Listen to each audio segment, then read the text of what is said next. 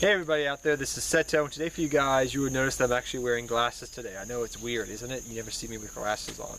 Seto Kaiba is blind without his glasses. They gave him x-ray vision. But today for you guys, we're going to be talking about what got you into the game of Yu-Gi-Oh! Now each individual player out there has their own story of how they got into the game of Yu-Gi-Oh! What brought them into the game, and why they still play it right now. But yeah, I'm going to tell you guys my story, and I really like to hear your guys' story down below in the comments section. I mean, literally, I've heard so many different stories from, me and my brother saw it on TV, and we played the decks, I started playing the game as a kid, and then I came back into the game of Yu-Gi-Oh! When I saw that it was still going on years later. I've heard so many cool, interesting stories. I've heard about, guys getting girlfriends to play Yu-Gi-Oh! I mean, there's a whole bunch of different stories, but I would love to hear how you, as an individual, got to play the game of Yu-Gi-Oh! So, how did I, Seto Kaiba, actually get to play the game of Yu-Gi-Oh! Well, it all started on one nice sunny day, no, I'm not gonna say that. I'm being a little bit weird today, I do apologize. But yes, it's a long time ago. It was back in 2002, I think it was like late 2002. It was like November or I think October. It was like right during the beginning of the school year of that year. And I remember over summer I had seen, the Yu-Gi-Oh! Show. It was the new thing, We had Pokemon in the late 90s, early 2000s, and then we had Yu-Gi-Oh! And the cool thing I loved in the first ever episode that I really got into the game of Yu-Gi-Oh! Was watching that first episode. Seeing Seto Kaiba, who I didn't really know at the time that well, and later loved him and fell in love with him and just loved Blue Eyes White Dragon myself. I just saw this guy summon 3 beautiful white dragons that go arg, and then I saw this other guy with spiky blonde hair say, "My grandpa has no pathetic deck, cards. I summon on the unstoppable one, Exodia, Oblivowait." Yes, I just said Oblivowait. Yes, literally, that's what I saw, and that first episode got me hooked. It was like at that time I watched that. I think it was like on Saturday. I forget which channel it was. It was either the Fox Box or back in the day, or Kids WB, one or the other. But yeah, I watched that, and then I remember I went to school at the beginning of the semester, and the thing was at that time I went to a Catholic school, as I've told you guys many times before. I went to a Catholic school, so playing, they thought they weren't to the extreme where Pokemon was the devil. But they were hesitant on it. It was a different age, a different time, and when they saw kids playing with monsters and summoning monsters and things like that, they kind of thought that was kind of like summoning demons. But they really didn't even go to that extreme. They were more of relaxed, I found. There were some parents that thought that back in the day, but that was few and far between. It was a different time, guys. You have to understand. But the main thing they were concerned about is, we played Yu-Gi-Oh! Too dang much. I think there was a mixture because they thought that was just wrong to do in a Catholic school, summoning monsters and creatures, and that's kind of wrong. At the same time, they were teaching us about Ouija boards and why we shouldn't play Ouija boards. But, I think it was a combination of that and the combination where there was a lot of trouble going on at my school with Yu-Gi-Oh!, which I'll get into in a second. So, at that time, what was going on, it was called something in Northern Virginia and Maryland and the area, if you're ever from the area, it was called the Beltway Sniper. And 9/11 had just happened 2 years prior. Everybody was still like hesitant about terrorism and all that, and that's what people thought was going on. Like, somebody was going around performing terrorism acts, shooting people, shooting kids, wounding kids, killing people. I mean, people just less than a half a mile away have been shot. By my school. Because of this guy, well, these 2 guys, and nobody knew what was going on. It was a lot of gray area. And so they didn't let us go outside. I mean, literally, we would go to school. They would drive. They literally stopped having us take, buses. They literally had us drive right up to the school with our parents every day for like 2 months before they caught the person.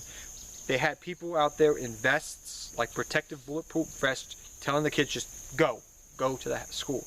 And we had to do that for like 2 months. We didn't have outdoor recess. This is me in 5th and 6th grade at the time. And literally what they decided to do instead is they kept us inside like rainy days. So we're playing board games and everything. Everybody's just getting bored. Like the teachers are like, "Oh my gosh, I can't enjoy myself because the kids are here." And so like eventually the teachers were like, "You know what? You can bring some games from home if you guys want to play it." So the hot new thing on the block, Yu-Gi-Oh!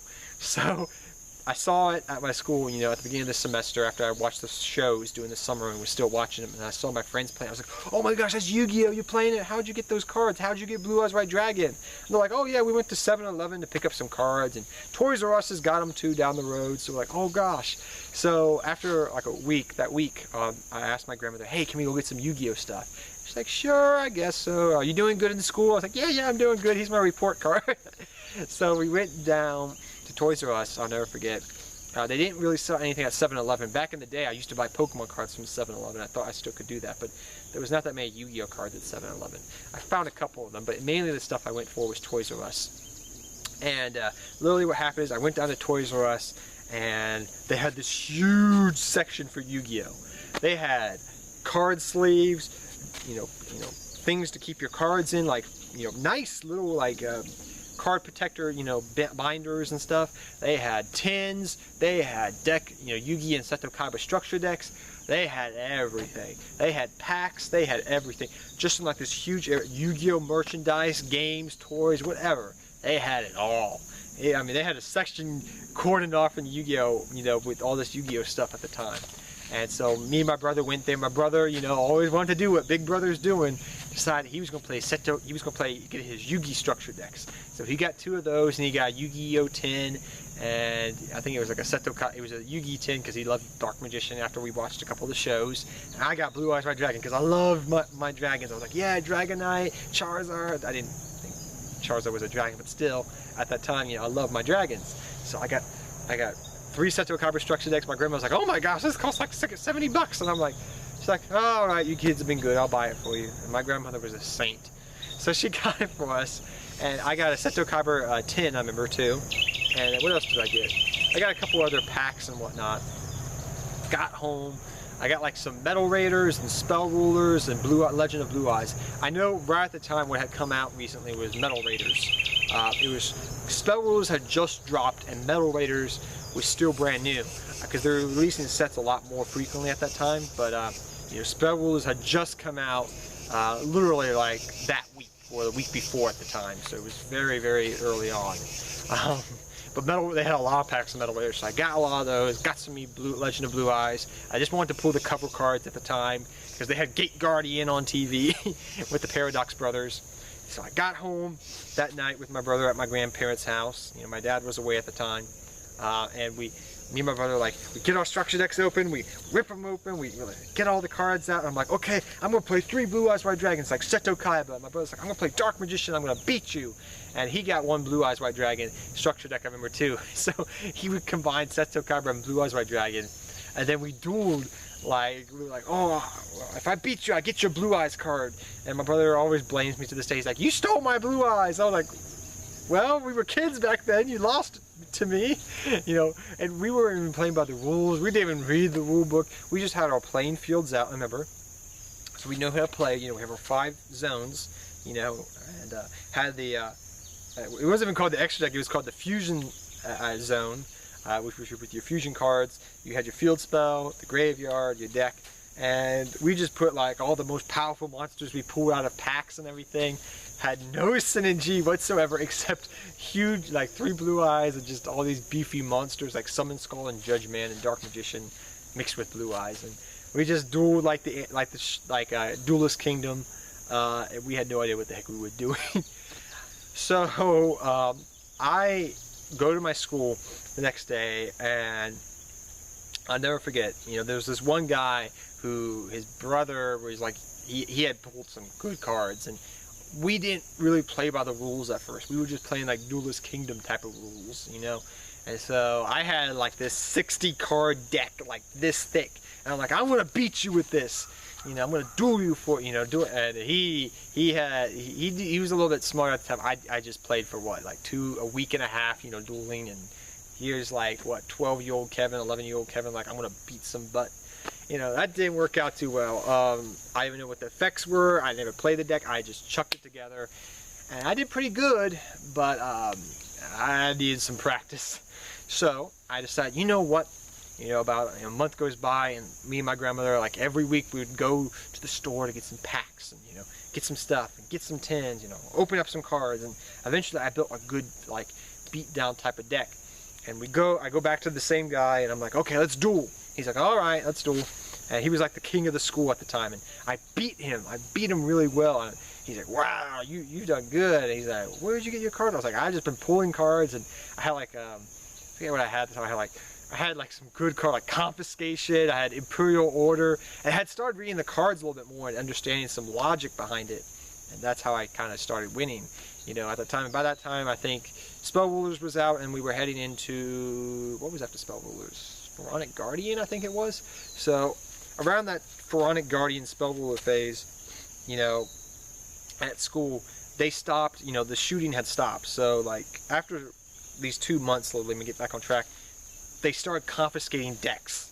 So people lost a lot of their decks and stopped bringing Yu-Gi-Oh cards to school. So we were like, what the heck are we gonna do? Like, you know, there's no place to go, there's no place to play Yu-Gi-Oh, you know, things of that nature. So we're like, what the heck are we gonna do?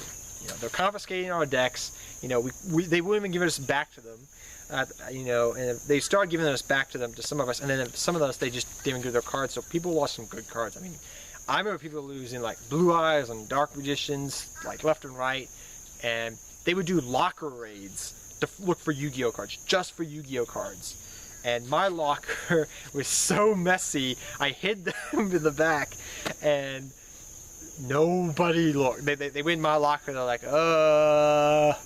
okay, you're good. And just closed the door and they left. And so my deck did not get raided. They just randomly, you know, for like a month, just started doing locker raids on random people they thought played Yu-Gi-Oh. They got a couple people, but they, you know, we were like, what the heck are we gonna do? Because we wanted to still play the game. So me and my buddies, you know, we're 12 years old at the time, 11, and we're like, okay, what the heck are we gonna do? We're 5th grade. We're like, all right, I know what we'll do.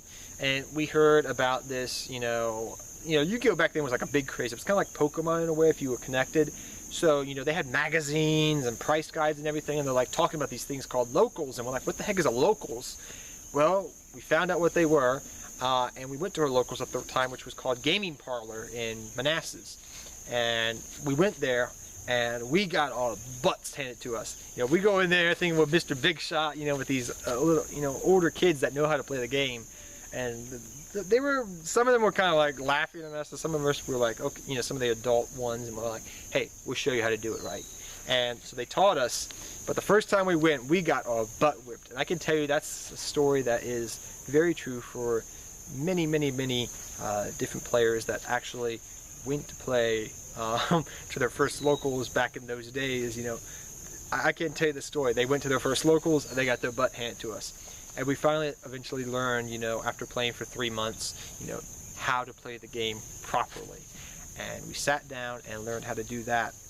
And it was really fun. And that's kind of where I'll end it right there. But yeah, literally, we got to locals.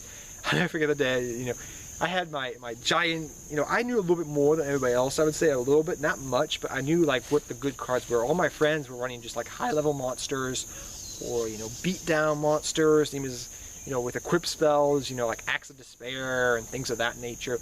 Me, I ran some spells and traps. I had obtained some good cards because I had read, you know, the magazines. Oh, this is the cards that are doing really well, and I understood some of the concepts at the time, you know, from reading and whatnot, and, you know, articles of that nature. So eventually I understood some, you know, strategies, and I was able to improve. And when I did, it was really fun, and I built my first deck, which was literally beat down. I built 2 different decks. I converted my old, like, put a whole bunch of monsters in it. I converted that into like a beat down type of deck, and then I built a Gravekeeper deck because Pharaonic Servant had just come out, and I was like, oh, this is really cool. It's got Ancient Egypt and Yugi and all this, you know. So I built Gravekeepers in that, which were literally the first 2 decks I had for the most part. And then later on, I built another deck just for funsies because we did it as a laugh. You know, they were all common cards for the most part, and I had most of the other cards eventually. So, you know, I built a clown control deck.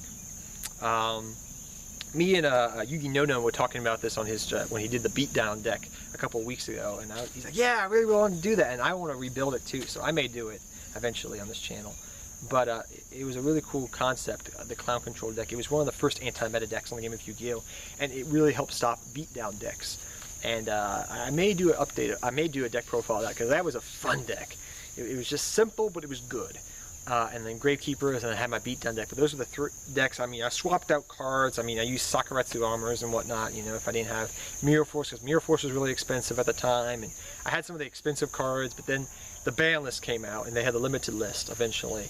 But that was a couple, you know, that was like 2002, early 2003 stories right there, guys. But it was really fun times back then, you know, playing with your buddies. And we played for a while, and some of the guys quit, but I still kept going. And then I went back to Pokemon, then I came back to Yu-Gi-Oh! Later on. But I still loved Yu-Gi-Oh! And Pokemon, still watched the show at the time. But yeah, that's how I got into the game of Yu-Gi-Oh! TV show, friends, and literally getting your butt beat the heck when you went to locals for the first week because you didn't know what the heck you were doing. But yeah, tell me how you guys got into the game of Yu-Gi-Oh! And until next time, take care, have fun dueling, good luck dueling, and I look forward to seeing your guys' story. Take care, everybody. Hope you enjoyed this video. I had fun making it. Good times, good times.